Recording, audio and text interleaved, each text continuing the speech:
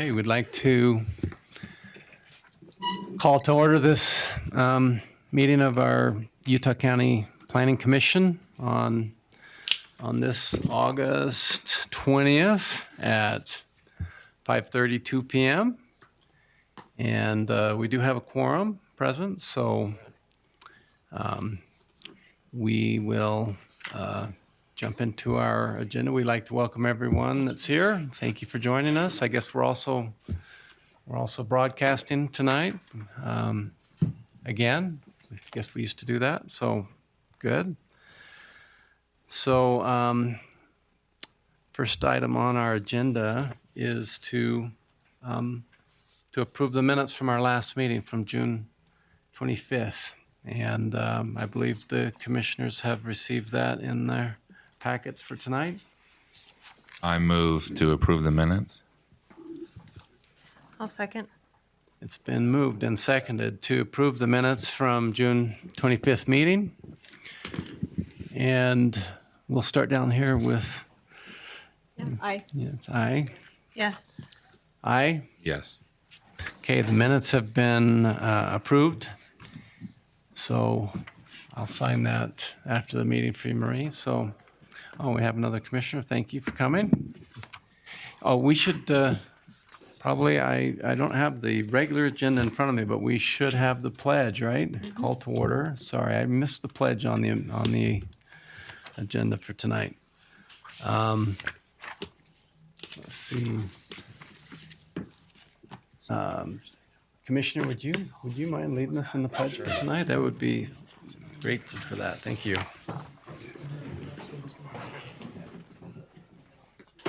Sorry. I Pledge allegiance to the flag of the United States of America and to the republic for which it stands, one nation under God, indivisible, with liberty and justice for all.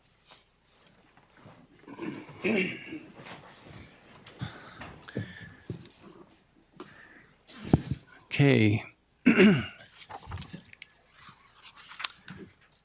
Okay, thank you for that. And we've approved the minutes already, so sorry we got out of order already. We do have a land use ordinance amendment, and do we have a Yes, staff Greg report on Robinson that? from our staff will give you a presentation on this. first. Okay. Good afternoon. So this application is coming before you. It was submitted by Eagles Landing, which is a subdivision near Birdseye. The development is attempting to try and finish a development that was approved years ago that they're doing modifications and wanting to amend the plat. One of the issues they had with amending the plat is that there's a road that was initially approved with the plat that hasn't been installed and hasn't been completed, and they're trying to work through some issues with that. One of the issues that it has developed because of the reconfiguration that they're wanting to do is that there is a cul-de-sac that because the road isn't complete, that we'd have to approve the length of that cul-de-sac. They are 250 feet short of what our ordinance allows. They are asking to amend the ordinance to allow an additional 250 feet that can be approved by the fire marshal. Currently, our ordinance allows for cul-de-sacs in this subdivision type to be 750 feet. Then there is an allowance for the fire marshal to approve an additional 750 feet after he reviews it and it meets fire code. If it meets all fire code requirements, he can approve that. They're asking to modify that to 1,000 feet for the fire marshal to be able to approve that length. After reviewing this, staff with the fire marshal felt that this change will affect more than just this development, and so there were some safety concerns that we had for the additional length, that we wanted to include some language to limit the number of lots that could be accessed off of the cul-de-sac. And so our proposal So staff's proposal that we discussed with the applicant, and they have agreed to amend their proposal to include this language, is to limit the number of not dwellings, but lots that can be accessed off of a cul-de-sac to 25. I can go into the reasons. I put the reasons in the staff report that kind of discussed why we came up with the number of 25. Had to do with kind of an average width of a lot, the number of dwellings that could be accessed, and the safety concerns that go along with that. But with the applicant and staff feeling comfortable with the changes, we recommend that the changes, as staff has recommended, be approved for this type of subdivision type. And Greg, so you've explained why 25, but can you give me the thought process behind lot number, quantity instead of distance? Sure. So because this type of development doesn't have a width requirement, and the safety concerns for the original safety concerns is the number of people being able to get out of a cul-de-sac during an event, something that they need to get out in an emergency. We felt that having an average width of 100 to 150 would kind of put that in the, so with that length, it puts it somewhere between like 21 or something like that. Then the bulb would be 4 or 5. And so it was like 25, 26, depending on how you measured it and how you accessed it. So that's the reason we came up with that number. And the fire marshal did not want to still has the ability to review it and approve it. He was wanting to maintain that ability to review those things. But the maximum lot number is just the concerns that we have with the ability for other developments to increase the number of people accessing that road in an emergency would be a safety concern for the fire marshal.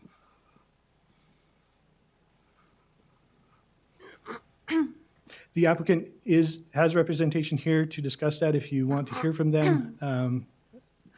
Other than that, if you have any other questions, I'll be happy to answer those. Are there any questions from commissioners? Were there any other areas that expressed any need to review, like an engineer or others?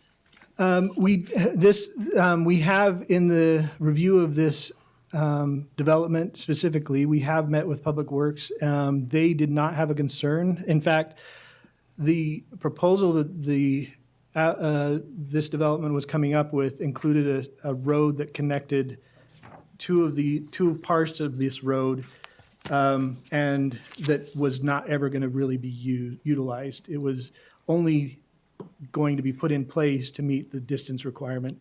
Public Works had a problem with adding a road that basically wasn't going to be used, and so they supported adding an additional length in order to not have a road that is not necessarily a necessity for this development.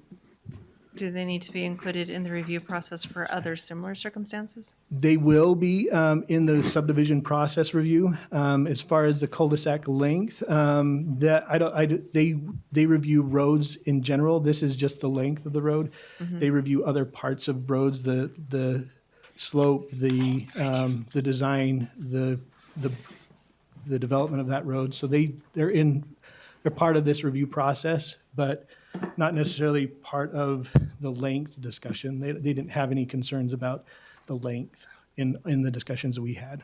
Okay, thanks. Are there any other, is there a, I know that this is an amendment, but is there a, can we see the property that's being, Sure. I mean, is that something we could pull up? Maybe switch places with. I mean, I know this is an amendment change, but. Yes, yeah, this would be applicable anywhere in the county Yeah, where this type of development is allowed, but we can, I guess, look at I this think for context. it would But help us again, for context, see. Keep in mind, this is more of a generic amendment. Right. You want to hear from the applicant while he's doing that? Yeah.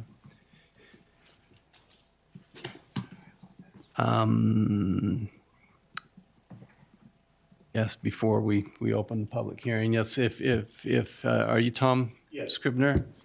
I am. Yes, we'd like to hear from you too. Yeah, I'm Tom Scribner. I'm the attorney that's been with this subdivision since 2000. So I'm on my fourth or fifth developer. Okay. We've gone through 9/11, we've gone through 2008. It's just amazing how, when you put enough years in it, how things have developed. This last developer, because except for a few little things at the end, we've gotten things worked through. And so I am sure the county, but certainly myself, am glad to see this coming to an end. I'm here mostly for questions, but this particular road, as that comes up, when we were in a meeting, DRC meeting, June 5th, I think everybody kind of concluded that this was a solution looking for a problem.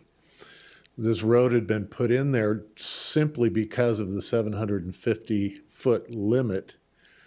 But other than that, it had no purpose.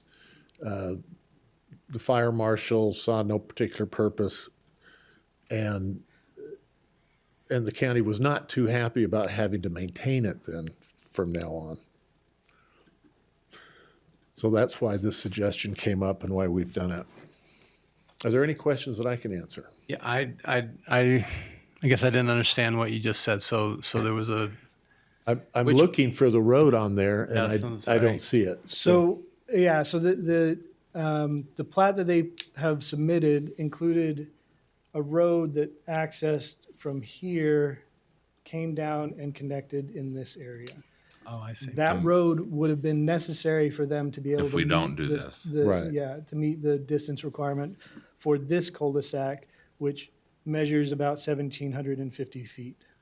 So I see. in order for them to not have to install that road to meet the subdivision requirements, they submitted an application to amend that requirement to add an additional 250 feet. We reviewed it, made some comments, and as you can see, the proposal before you is supported by both the applicant and staff. And would you explain where the 750 feet start? That starts right there? Sure. So the length of the cul-de-sac, because this road isn't completed, and originally part of the development required this to be completed because our road requirements required two connections to a public road. So this road is completed up to a certain point. I think it's somewhere in this area. The developer is anticipating to finish the development of the road to the edge of their property, but is not wanting to have to install that road. They are in the process of amending. They're wanting to add a connection here to meet our requirement, but in doing so, this road now turns into a cul-de-sac or a dead-end road, since it no longer has that connection to a county or state road.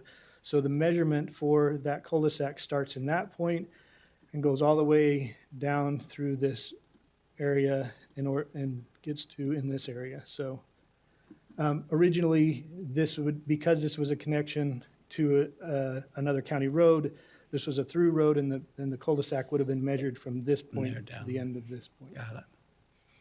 Hopefully that clears up Yep, some of the questions. that helps me understand what we're talking about. 25 years ago, this was a 600-acre development. It is now a 300-acre development, and the other 300 was where the second half of that road was. Correct. And so that's what caused the change. Okay. It is a county road, though. It just hasn't been. It's dedicated, It's yes. dedicated. It just And hasn't it been is put in. unpaved. Our ordinance would require it to be paved. Yeah, but for emergencies, it's accessible. Yeah, Kinda. It's bladed. It's not. It could be not. Yeah, not if there's really a fire good, and you have a truck, you're fine. Yeah. potentially. Yeah, I would probably still stay on the paved road if you can. Are there any questions from the commissioners for the applicant? Thank you. Thank you. It does call for a public hearing. I move to open the public hearing. Second. Okay, it's been moved and seconded to open for public hearing. We'll start down on. Mr. Chair, Yes. can you acknowledge who the second was? Just because we have to keep records. Oh, yes. Well, I guess, Kind of a tie between Commissioner I think it would Johnson say and- Sullivan. Designate a second. Yep. Okay, thanks. Sorry. We'll start down here. Aye. Yes. Yes. Yes. Yes. Okay, the public hearing is now open, and I do not see anyone who's marked that they want to speak, but if you do, come forward.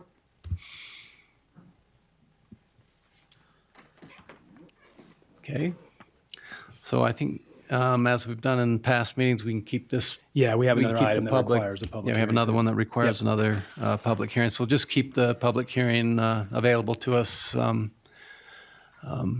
the next item on the agenda. Is there any other discussion from commissioners?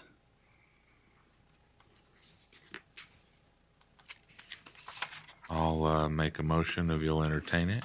Okay, I move that the Utah County Planning Commission recommend approval of the proposed amendments to the Utah County Land Use Ordinance, Section 14.16.D.7.J, Mountain Home Development Street System related to the length of a cul-de-sac, along with any applicable renumbering and reformatting based on the findings listed in Section V of the staff report to the Utah County Commission.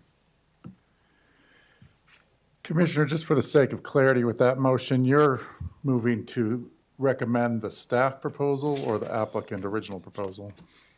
The staff report that we have here. Perfect. Thanks. and I know you're asking that, but the staff report includes the friendly amendments that have Right. that Mr. Scribb, the applicant has agreed would be favorable or agreeable. So Right. Yeah, 25 lots and,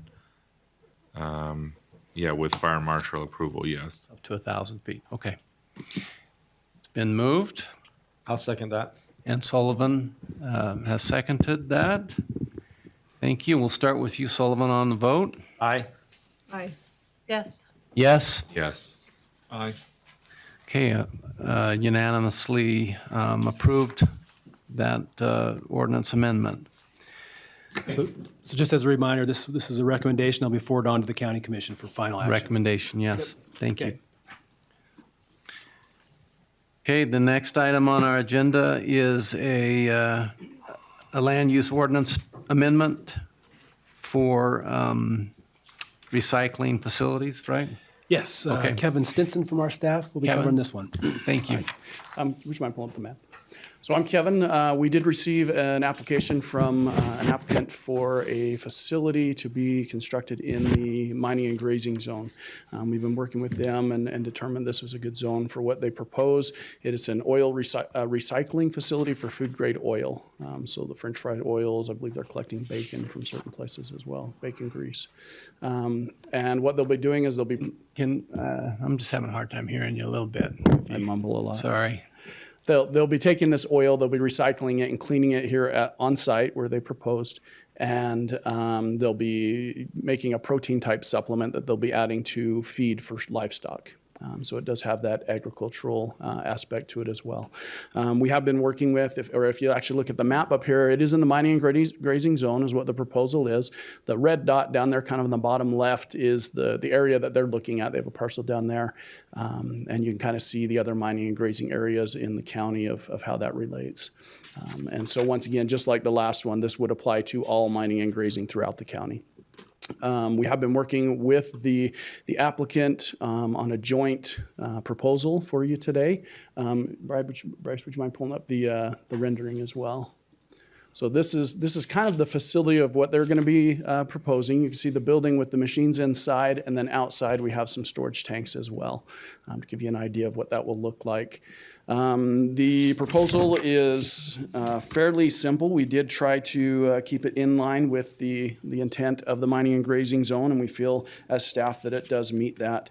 The applicant will be relocating a current business from Lehigh to, it's near the Alberta area in the mining and grazing. Some of the highlights of the proposal, we made some definitions to clarify a couple of things. We did put it in the mining and grazing and made some heights and widths and area requirements in there. And then to the highlights, they would be required to submit a site plan, a detailed site plan showing what is going to be built and created. Then there's some standards. There are some design standards, location, parking, which is very consistent with the current parking for similar type facilities with the rest of the codes in the county. So we relate it to that. We readdress storage areas and even waste removal, and doing that with standard business practices of what would be required. I don't know if the applicant is here today. They are here. So if you have questions for them or for me, we're willing to answer those. Yeah, Kevin, what is your involvement in the road network or the traffic or trucks? Like, what does that look like? What is our requirement of that? Right, so we do have that they need to be, let's see, it's in 3. If you scroll up, let's see, yeah, we're good. So it needs to be on a paved road, approved paved road with frontage with requirement, which is addressed back in the other section, in the mining and grazing section. And let me see if I can get that off the top of my head. And that here. it's currently does not have a paved road, I would assume. It does. Yeah, Okay, yep. great. Yep, they're fine. Yeah, it does. It has to be a Class B road, which meets certain standards, been paved to a certain standard. And it's already done. Yeah. And if it's not, then the county, they'd have to bring it up to the county standard. In addition to that, they'd also have to receive an access permit for entry and any potential changes there.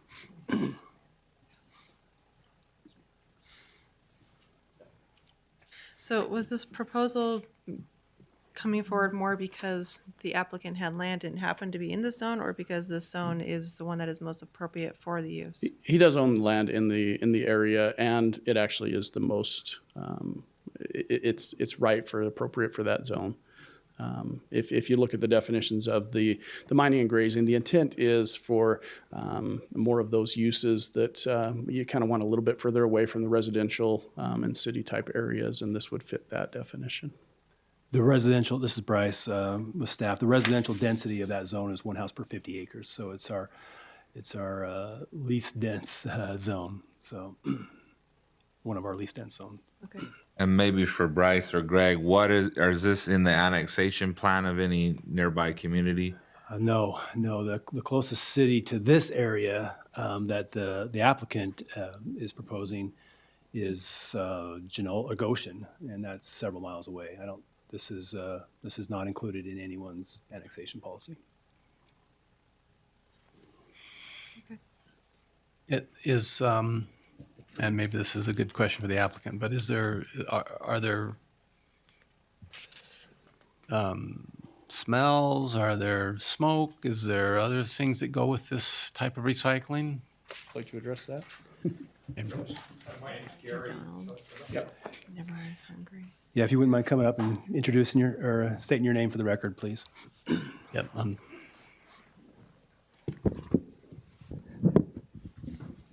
Gary Curl, here for Scott McLaughlin, the applicant. Yes. Okay. On the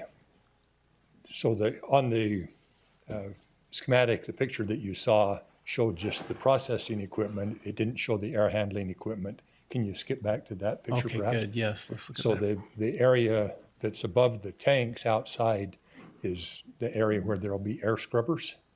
And so the facility will have air exchange and scrubbers with water curtain, and then the water recycled back in. And so there is some odor. It's heavy. It would be like a heavy duty corner where there's a McDonald's, a Burger King, a Wendy's, and a Chick-fil-A or something on the other corner. So it'd be, if you're standing in the middle of the street, it would be about like that. Okay.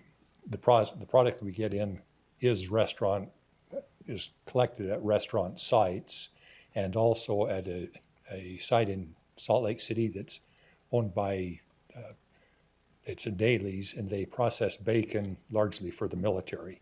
And so they run through about 250,000 pounds of pork bellies every week and pre-cook the bacon and send it out from Salt Lake. And so we get about half of the product from Dailies and half from about 1,700 restaurants in the county, Salt Lake County, and the extended area. And you pick it up. So this is not customers are not bringing it to you. That's correct. We have 3 subcontractors that are out of our geographic area that come in, but no, we're sending out our fleet of trucks out to the restaurants. And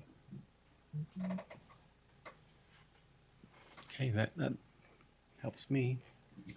Are there any other questions? So just out of curiosity, spill containment, stuff like that, for any spills, you're regulated and required to? Yeah, and so the tanks outside will be in a slight pit, so that if there's a leak in the tank, just to my right of the tank area, there would be a concrete apron for the trucks that are taking away finished product, so they can be loaded from those tanks, and that area would drain back in to the containment area, so that it could be washed down and any spills can be taken care of. Thank you. Excuse me, you mentioned finished product, so what does it end up being? Yes, well, it ends up being cooking oil and steel, and in the industry, it's the bacon grease gets sold as choice white grease, and it solidifies like we used to have a can of bacon grease under our sink when I was a kid, and maybe a few of you also grew up Got like some that. in my fridge now. So yeah, and so in 20 minutes the bacon grease solidifies if you don't keep it heated, and then the cooking oil comes in. And what we do there is in the center you can see kind of the what looks like a bin or a hopper in the middle with the blue. That's a receiving pit where it can be pumped off the trucks. And on the bottom of that, there's a conveyor system, scraper system, not unlike the wastewater plant where any solids get scraped along the bottom as they precipitate. The oil comes in with a little bit of French fry and chicken bits and in the bottom. The middle, as it sits in a tank and is decanted from the trucks, the middle ends up being some oil and water that is homogenized largely. And then the top 2/3 or so is just oil that just floats to the top. And so we can decant the oil that floats to the top straight away. What's called the middles, which is the homogenized portion, has to be heated and the water boiled off. And so up in the top left corner, that's a boiler room where we'd have a couple of boilers. The bottom part that has no illustration is a truck shop there. And so the process is pick up the oil, bring it in on a tanker, put it in that pit, let the solids settle out, and then pump it out to the outside tanks where it has time to settle for a couple of days and while it's being heated, and then pump it into the finished tanks. Cool, thank you. Okay? Learn Thank you very something new much. every time. We really do. Thank you. Are there any other questions? Sorry, I guess. Yeah, question for staff. Is this not an approved use currently in any zone, or we're adding it to be an additional use? Correct. We didn't have or a use that really fit this, and so we felt like the best approach would be to clearly define it as its own separate use. As you're aware that certain uses can be deemed to be conditional uses, we felt that this one might try and get away from that, just have standards that need to be met, as Kevin's introduced as part of the recommended amendments. So this would now be a permitted use. And Only in mining grazing. Only in mining grazing zone. They'd have to come in and apply for their permits and show they meet all those requirements. And is the recycling of food grade oil so specific that this would be the only application for it? Yeah, I think we've defined it pretty tightly. We have some proposed definitions to clearly define what this. We wanted to be careful there to make sure this didn't expound into something that wasn't intended. We have other we have other types of recycling uses, but those are in our more heavy industrial zone, and so there's a delineation between those type of uses. And the way we've written this, you could not build this facility in an industrial zone. Or maybe you could with conditional use. I don't think there was a use that contemplated this in the industrial use. The applicant, chose this zone for it. So if that situation arose, we could clearly just add that to that zone. Okay.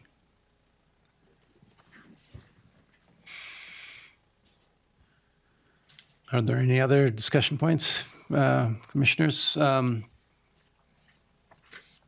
We want to resume our public hearing. Is there any other public comment? Anyone that wants to make public comment here on this topic? I don't see any. Nope.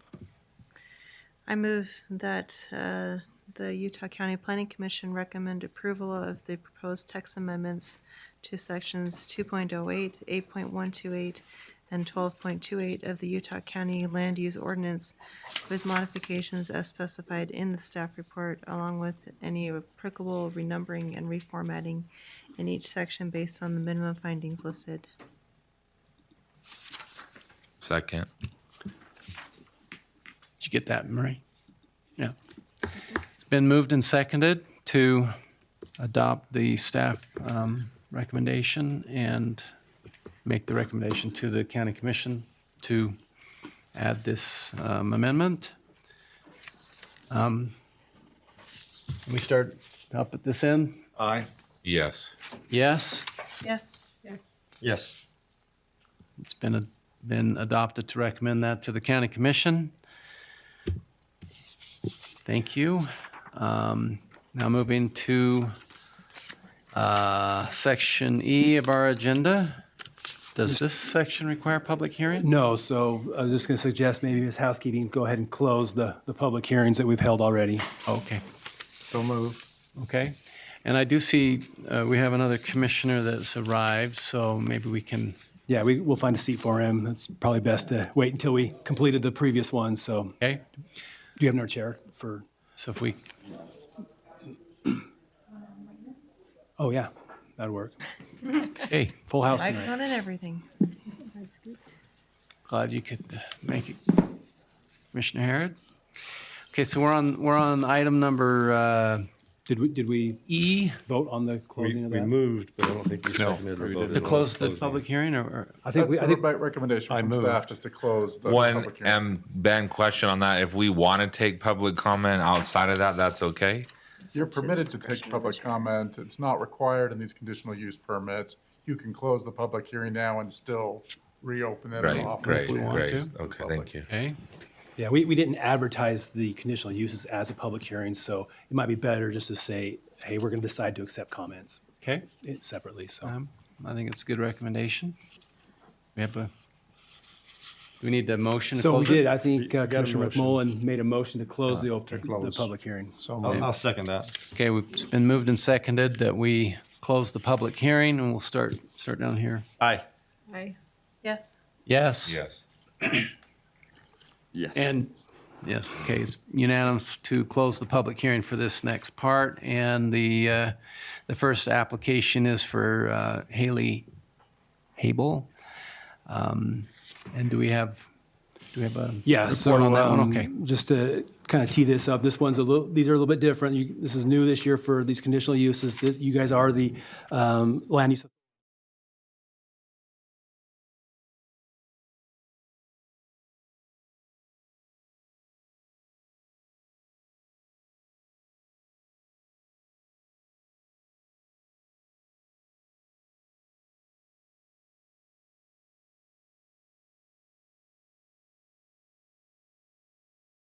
So anyway, a little bit different approach, but you guys have been through this before, and Greg will handle these next two, and I'll yield the seat to him because he's got some presentations.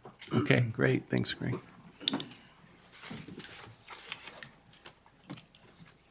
Great. All right, so this is, as Bryce said, a conditional use for a reception center. The Habels have been working on trying to move forward on developing a reception center on their property of Diamond Fork Canyon.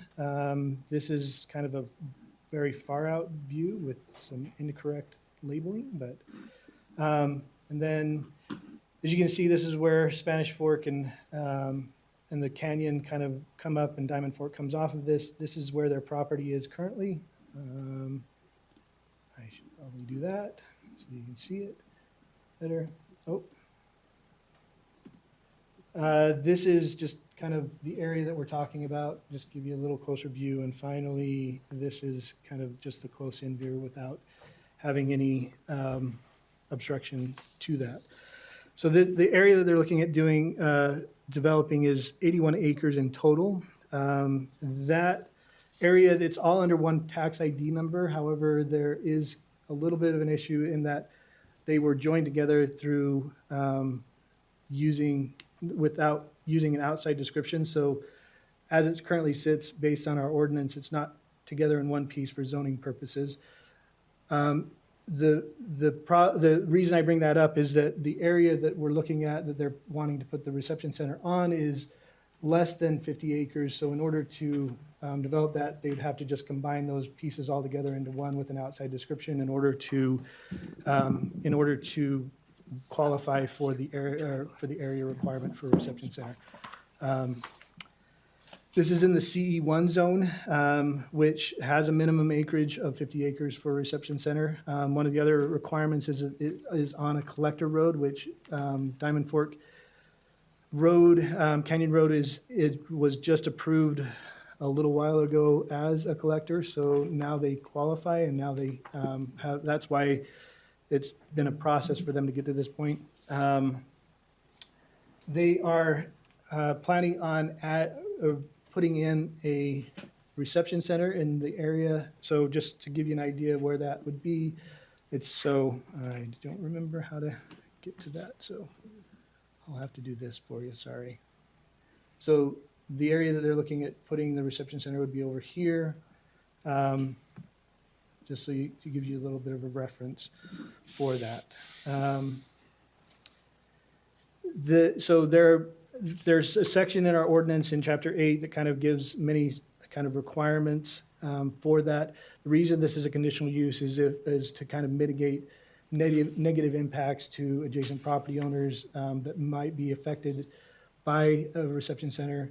In this case, the closest residence is and it's not even currently, the reason I know this is, so there is a residence that's down in this area. However, currently it's a barn. They're applying to make that a residence. So that's the closest one to this property. So there's not a lot of immediate impact on adjacent property owners. Most of the area around them is owned by the United States government. So there aren't a lot of opportunities for development to happen in this area. The biggest challenge or the biggest impact that this area will face from a reception center would be the traffic for this development. Obviously, reception centers are kind of like churches. People come at the same time at one point and leave generally about the same time. So that puts a heavy load on traffic. One of the requests from Public Works was to add, prior to issuing a building permit, having a traffic assessment done by the applicant in order to kind of identify the impact of a reception center based on the size and uses of the reception center, and determine whether any mitigation might be necessary. That could involve acceleration, deceleration, a turn lane, something like that, that could be able to still allow traffic to move without being impacted greatly by a reception center. And the traffic assessment is done by the applicant, they don't have to contract that out. So it's done by an applicant. It generally is handled by a traffic engineer, just to determine whether or not because obviously they're going to have to do traffic counts and kind of that assessment based on other uses similar to that. So it'd probably be best if it was handled by a traffic engineer. Currently, it's not a requirement in the conditions. If you want that to be a requirement, that can be added, but it just currently is as worded. It's that a submittal of a traffic impact study and the installation of recommended traffic mitigation measures as required by the county engineer is what I included in the conditions of the approval for this, for the reception center.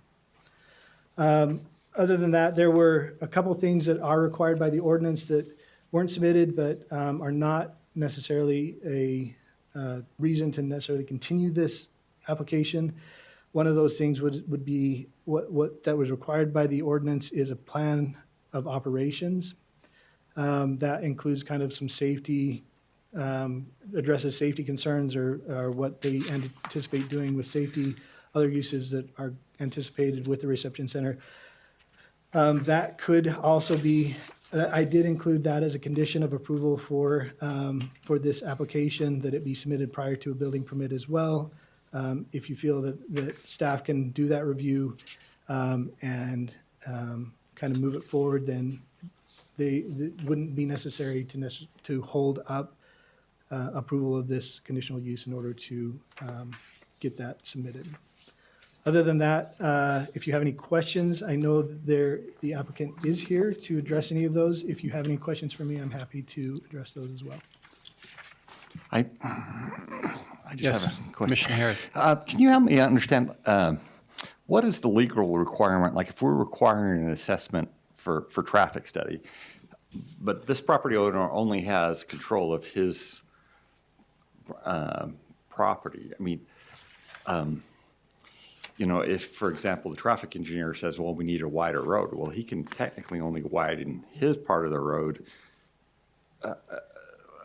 Sometimes, you know, which comes first, the widening of the road or new business? So, Sure. So what's the general law ordinance? Sure. So as part of this ordinance as well, if they own any right-of-way that needs to be dedicated, they're required to dedicate that. The county has control of the road. If there were improvements that were required based on the use of the property and the assessment that was done, they would be required by the county engineer to do work in the county right-of-way in order to make those improvements. Even though it's outside of their property? Yeah, so because the impact would be, and that's not unusual for most developments to have to do some kind of traffic assessment and mitigate any traffic impact that they specifically are adding to a road. So that is something that the county engineer has required in other reviews of reception centers and other types of developments as well. So if you have questions about that, I can try and answer more of that. But if you have concerns about that, then it may be better to have the county engineer address how that specifically happens, and we can do that. But it's not, like I said, it's something that would be required as reviewed by the engineer, and the engineer would basically give them the ability to make those improvements in front of their property. This is Bryce with staff. Just to add to that, what the assessment does is focuses on the use, the traffic that's generated by that proposed use and where it's coming from and the volume. And so that's kind of what that purpose is, and then how that impacts the road that services the property. I guess my issue is I just kind of hate to, you know, put too much pressure on just a single piece of property owner. If nobody else wants to develop, but he's developing, that he has to bear, because at some point growth comes, but I just hate it when one property owner bears too much of the responsibility to expand the use of the road. And really, that's a terrible pun, but the driving factor here is the actual use of the reception center. That's what's driving it, not the property or the property owner, but the use of the reception center. And just in ballpark numbers, though, how much per hour? Because I mean, I've been on that road quite a bit in my life.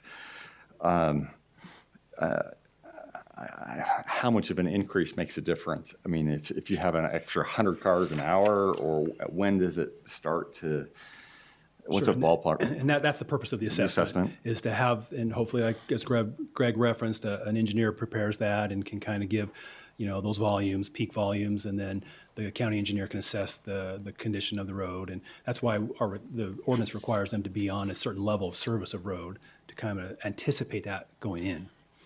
Right, and just to follow up with that, the improvements that they would be required to do would only be to mitigate the traffic that use is generating. It's not to improve the road for other traffic that's going farther up the canyon or using it for other purposes. If the impact of that reception center is generating a certain amount, a level that needs some mitigation measure, and it may not, it just depends, but if those improvements are only to mitigate their impact on the road, not anybody else's impact on the road. So just to be clear on that. Thanks. And is that just looking at the map here? Is that kind of the freeway, highway? Not freeway, but Highway 6. Is it Highway 6 right below that? Looks like it's just Yeah, so, Yes. yeah, so this is Spanish Fork Canyon. Highway 6 comes up, and then Diamond Fork Canyon comes off of that yeah. and goes up the canyon. How far is it down the Highway 6? Just I can pull it up. I can measure it if you. Oh, it is? It's not Okay. very far, but I can 6 give is you, that far? From the mouth. it's probably about 1.5 miles to 2 I was miles. gonna say It's that looks before like- 189. Like I could read the license plate on that car on the highway right there.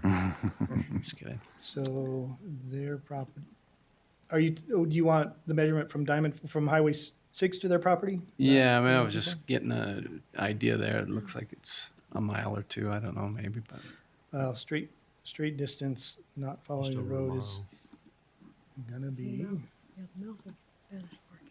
about 1.1 miles. 1.29 miles. About 1.5 miles altogether. So, yeah, so the improvements generally would be specific to in front of they wouldn't necessarily be improving all of the road all the way up to that point. It would generally be specific to that area and generally be for traffic leaving that road or accessing that road is generally where the safety concerns come in for Public Works is what they're better able to answer that, but generally that's what I've seen. I have a question. Greg? Is the traffic assessment going to take into account turning in? I mean, I live up Highway 6. We have accidents there all the time, and that actually is that's a pretty precarious part of Highway 6 as people come down over Billy's Mountain. And so is the traffic assessment, and I'm not saying you shouldn't do it, but I think the traffic, my recommendation is the traffic assessment also go into any mitigation that has to go, because especially during the winter months, and you're having a winter engagement, people are trying to make a left turn off Highway 6, and you have semi trucks that don't stop and don't slow down, and we've had like serious accidents up there just in that whole area. Even though it's pretty wide, there's also a lot going on because there's also the Spanish Fork River Park across there, so it's kind of a really happening area. So I guess my recommendation would be that the traffic assessment also, continue on to see how that would be impacted, because I would worry about people coming in and out of that canyon, and there's a lot of people who pull trailers too. And there's a lot of yeah. bike riders on that on that road as well. Yeah, so that would probably be worked out in coordination with the county engineer. They would probably look at that. They would also look at the access to make sure it's an appropriate area, so there's enough sight distance to make sure that accessing Diamond Fork Road will be able to be done safely, as well as looking at the traffic generated up the canyon as well. Yeah, So because, I mean, typically if you're making a left turn onto Diamond Fork from Highway 6, there might be one or two, three, maybe at the most, one or two cars making a left turn, but if you're having an event, you're gonna have a whole bunch of cars making a left turn on that Highway 6. I just think that's just something to consider in terms of safety. Sure. Yeah, so I think that the assessment probably would look at that area. Also, just in that aspect, that is a state road also, so it might be a little more difficult for the county. Generally, the state has certain requirements, and they may or may not require anything on that road. It would be entirely up to the state. We would probably pass on any impact study that was done to the state and just make sure that they didn't require, but generally they have been, don't usually require individuals to make improvements, so yeah, we will pass that. Yeah, on It- a we can busy definitely- weekend, Yeah, you can't get across Highway 6. right. So I'm just saying, like, and you have a bunch of people trying to make a left turn, and we've had accidents because people do try and cross the highway, and then people get, there's accidents there because people get impatient, so. just saying Yeah, that's- well, we can definitely coordinate and pass those comments on to the county engineer to address, to look at also that area, turning off of Highway 6 onto Diamond Fork. How did the 115 stalls, I see it's by square footage, but is that also, like, when we say reception, I guess some wedding reception, I don't know too many other reception types. But is that a typical wedding reception attendance? So it's our ordinance in Chapter 8 has some requirements based on the area that the square footage of the reception area. That could potentially exclude if somebody has area where staff is, they can exclude that area. But that is generally accepted. That's not unusual for a reception center to have that much parking. Yeah, I would say that it's typical of most reception area centers. And But- we've had that in place for quite a while as well, so. But it's based on square foot of the building that will host the reception. Of the area that the public will be in, not necessarily staff, but the public. So, Public. so if But they're- if they applied for a permit, I'm just being facetious here, kind of. But if they had a smaller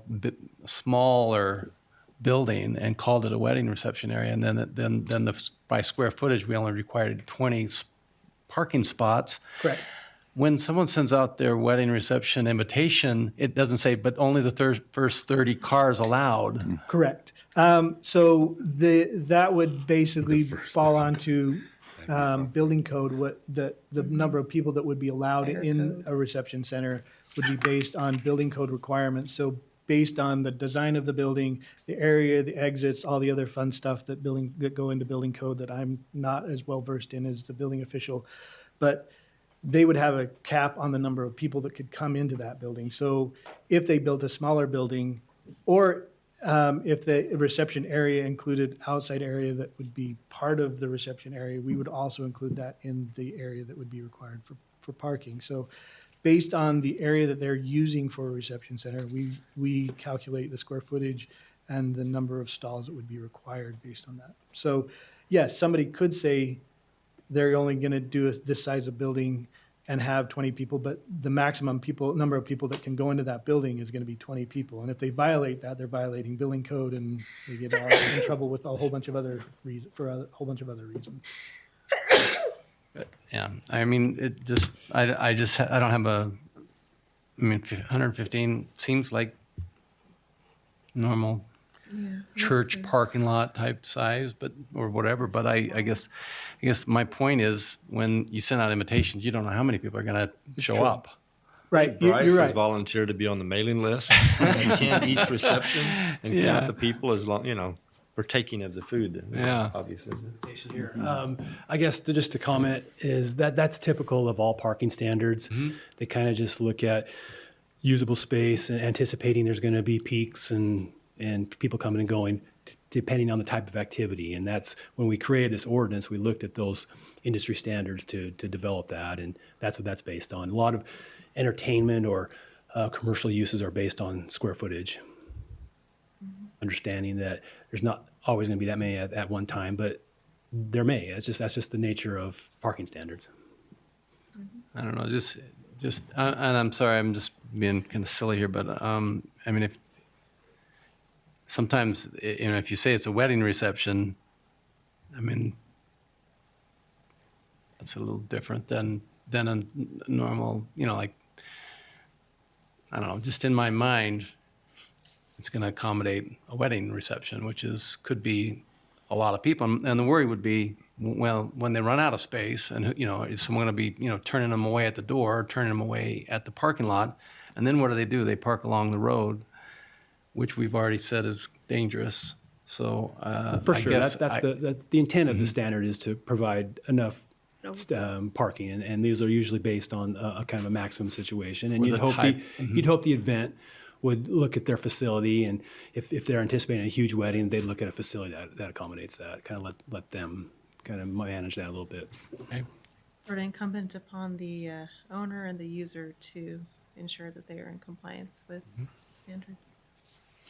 And I think being a conditional use permit, if they violate a lot of this stuff, then that could be revoked. Is that right? Or Yeah, so if they violate any of the conditions of the conditional use, it can be revoked. And again, I anticipate that the operator can address this as well. I anticipate that if they do have parking problems, then they probably will want to add additional parking to ensure, because in this case, there's some elevation change. There's definitely not going to be people that are really wanting to park on the road. Not to say that they won't, but they're definitely going to want to be closer to the building. So I anticipate that they could probably address that. And it's more, well, the entire area that they're dealing with is 80 acres. They do have additional area that they can develop into parking. And I anticipate that the way that they've talked to us and the type of operator they want to be is one that is responsible and in handling those types of situations as well. So. And Greg, what are these existing buildings on the property? Most of them are agricultural buildings. There is a dwelling that down in this area that the property owner lives in, and then there are some barns. This is a barn up here. There is That barn you just circled is part of the reception plan.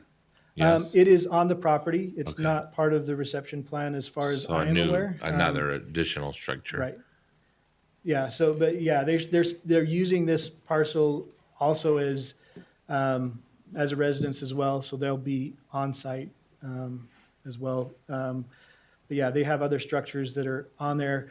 One thing that I didn't address in my comments, there is a solar generation area for the residents there that hadn't received a permit. They were willing to get a permit or to take it down, but they asked if they could keep it up until they get the reception center construction underway, so that they can replace and size it appropriately to provide power for the reception center as well as their residents.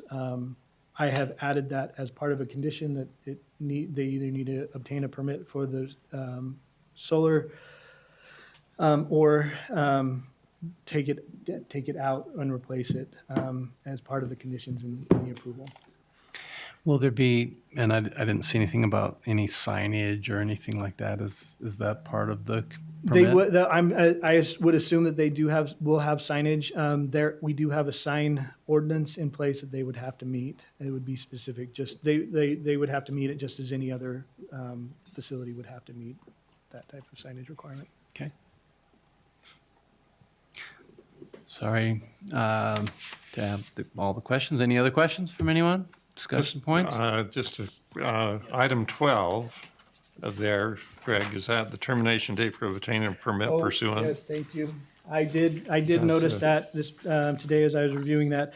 I have an incorrect date. It should be August 20th, 2025 instead of July 7th, 2023. Thank you for catching that and reminding me. You said August August 20th, so today's date, a year from now, 2025. 2025.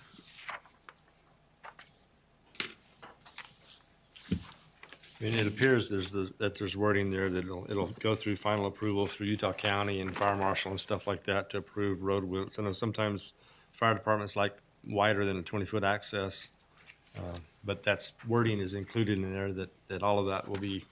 Yeah, the fire marshal would have to review and approve, and same as the public works would have to review access onto the road. So those would be requirements that would be required as part of any building permit.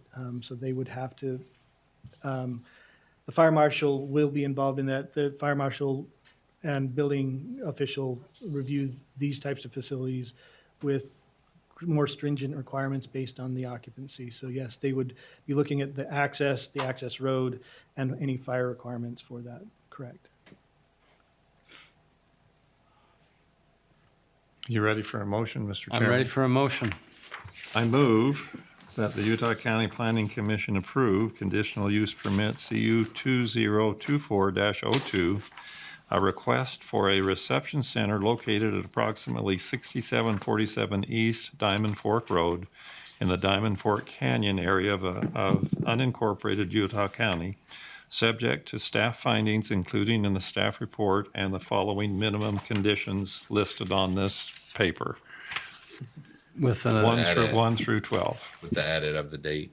with the correction of the date to 2025, July 7th, 2025. oh, it's Actually, August 20th. 20 Oh, excuse August me. 20th, 2025. August, Nothing of it was right. Sorry. yes, Perfect. That was a great motion. okay. Thank you, Commissioner. Your turn. Second, yeah. Commissioner Davis will second that. And I guess we'll start down here with, since you made the motion. Yes. Yes. Yes. Yes. Aye. Yes. Okay, that's approved.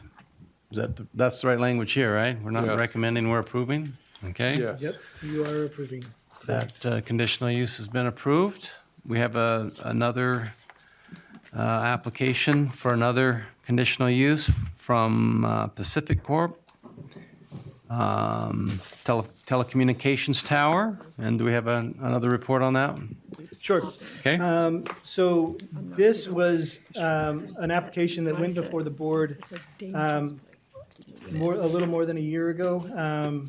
They were approved for, so this conditional use is for the approval of additional height of the tower. It is not to approve the tower, the towers are allowed up to 100 feet in this zone. They believe, based on their assessment of the area and what their needs are, that they need to go to 120 feet. That was approved by the Board of Adjustment in April of 2023. That had an expiration date of a year from then. They were unable to obtain a permit in pursuant of that approval. Prior to that expiration date, they've gone through and done the assessment. They're making a few changes to the site, but are still needing the additional height to that tower and are looking to not specifically renew that approval, but to get the new approval for the additional height. As I said, this is in the area of kind of between Saratoga Springs and Eagle Mountain. It's on top of Lake Mountain. The closest residence that I could find was about 2.5 miles away. They're not near any property lines, so there isn't a lot of danger to any adjacent structures.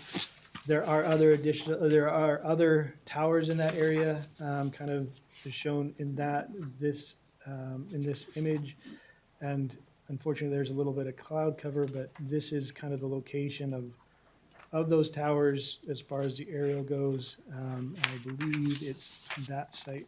Nope. Anyway, it's one of the sites. Other than that, there's not much to this application as far as concerns from staff. If you have any questions, the applicant is here to address those, or I can address any of those questions you may have. I'll preface my comment with this is just a joke, but it's not a 40% increase in height, is it? Oh. Did you guys get that joke? Yeah, I got it. And Greg, I remember doing this on Board of Adjustments, and I probably asked you then, but do we have a 120-foot tower elsewhere?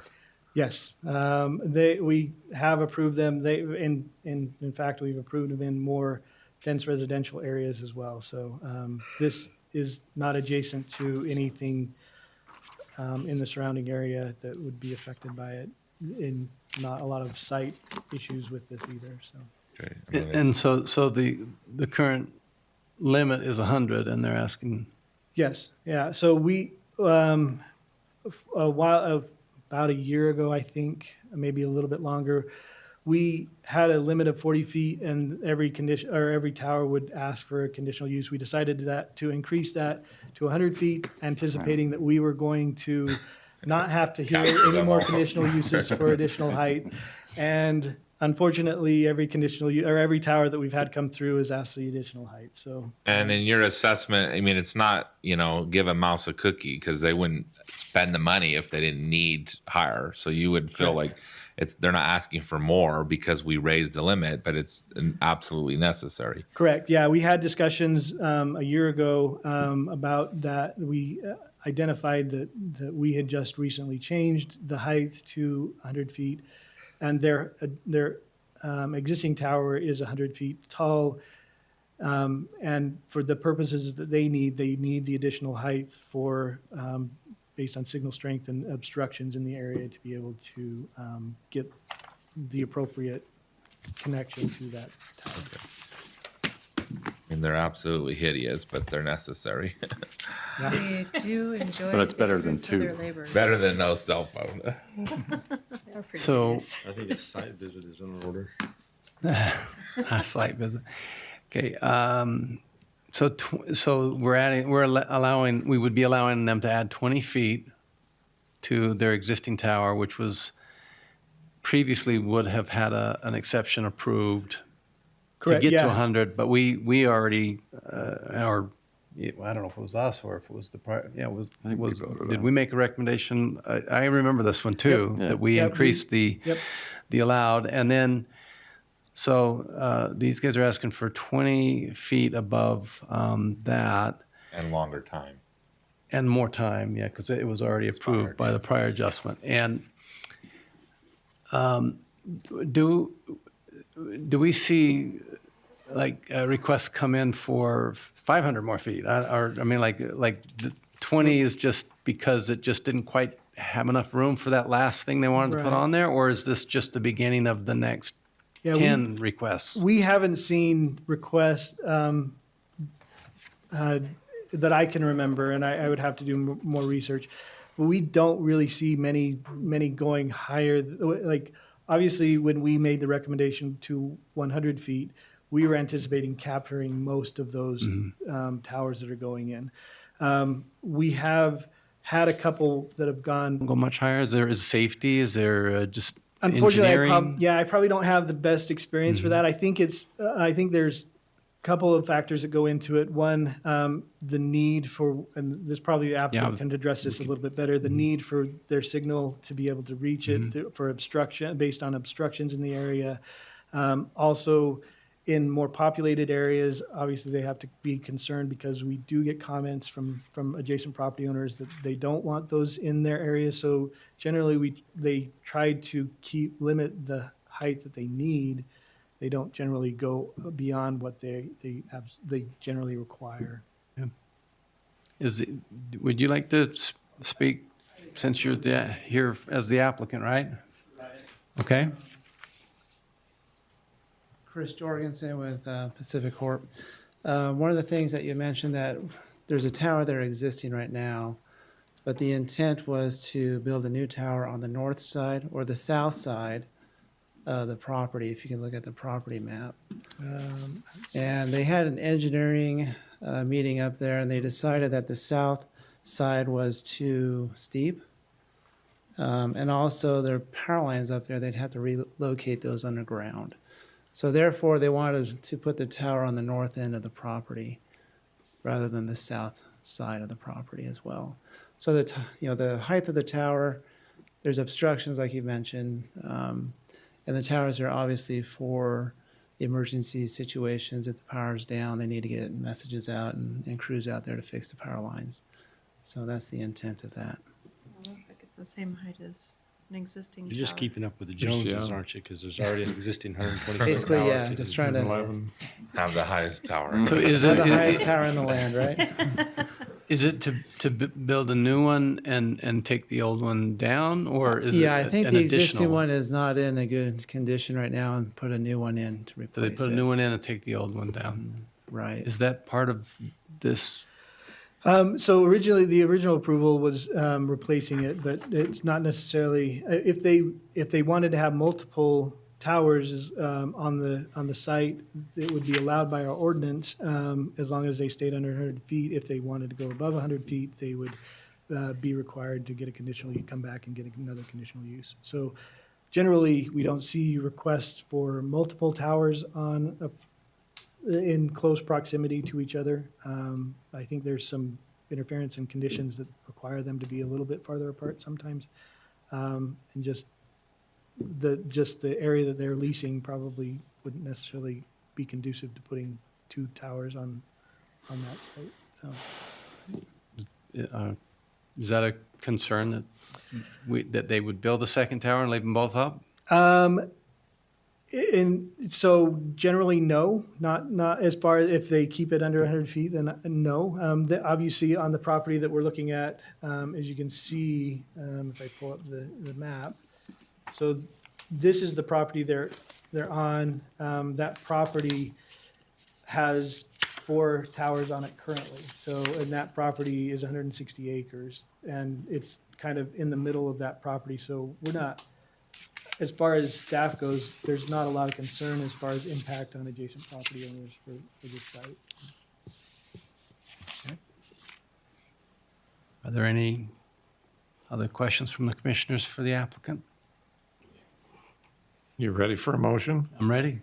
Okay, I move that the Utah County Planning Commission approve conditional use permit CU 202-4-03, a request for the height of a proposed telecommunication tower to exceed 100 feet, subject to staff findings, including in the staff report and the following conditions listed on this paper 1 through 7.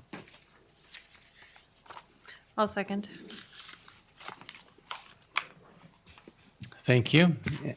And can we start down here with Commissioner? Aye. Yes. Yes? Yes. Aye. Aye.